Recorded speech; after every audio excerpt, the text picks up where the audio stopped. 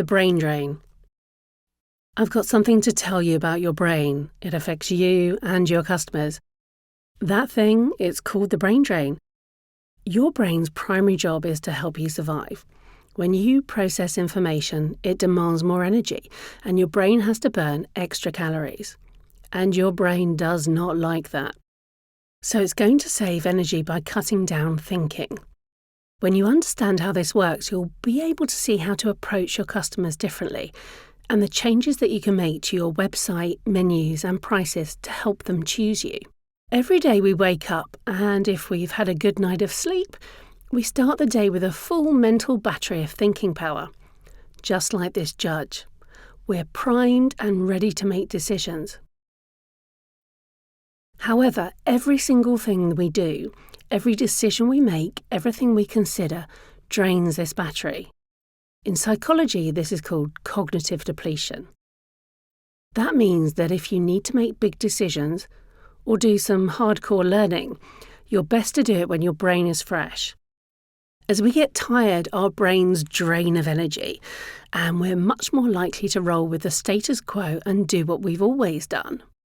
The message here is that if you want to do something new in your life, you probably want to try and do that early on in the day. Let's look at why that's important. See this graph? What this shows is it's a study of Israeli judges deciding if a prisoner gets released on parole or goes back to prison. On the left-hand side, we have the likelihood of making parole from 0 to 100%, and along the bottom of the graph, we've got the time of day. As you can see, you've got a 70% chance of the judges granting parole at 10 a.m. and 2 hours later, just before midday, you have a 0 chance of making parole and getting out of jail.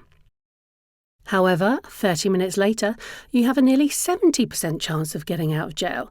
And again in the afternoon, just before 3, no chance of getting parole. And after 3 p.m, your chances go right back up again. Why is that? Because the judges had breakfast, lunch and biscuits, or as you Americans may call it, cookies. What does this tell us? It tells us that when we're tired and hungry, we make the easiest, least brain-draining decision and we go with our gut.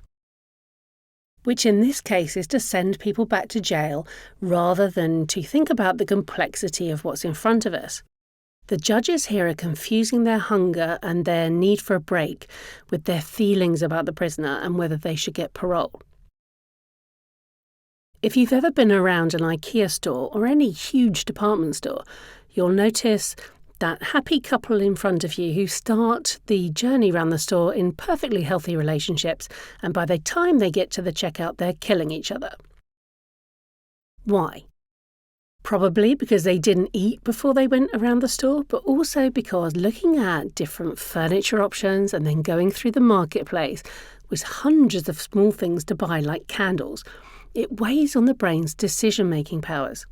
It's a lot of stimulation and a lot of small decisions about whether to buy something or to not buy something. And making lots of decisions is exhausting. In Module 2, you'll learn about how you can reduce choice in order to make it easier for people to buy and to stop them getting tired before they do buy. And I also want you to think about when is the best time to get your customers to do something new. If you're a supplier, when's the best time to have a meeting with a buyer? Especially if you're a new supplier. Meet them in the morning when they are fresh. If you're pitching for business and you're the new player, you want to make sure they've had their breakfast, their lunch, or their cookies. If you're promoting something new, you want to make sure that your audience is rested and well fed. Perhaps you're running a webinar. Catch them in the morning, or whenever your audience is most likely to be rested and receptive to what you have to say. And if you just want an existing client to do what they've always done, then catch them when they're tired and hungry. They're much more likely to do what they've always done and make an easy decision, that is, to hire you again. So let's recap.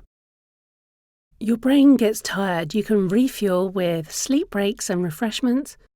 Your customers get tired, so work out how to get them at the right time. After a break, do something new. When they are tired, Go with the flow. All decisions are tiring. Make sure you make it easy for your customers to make those decisions.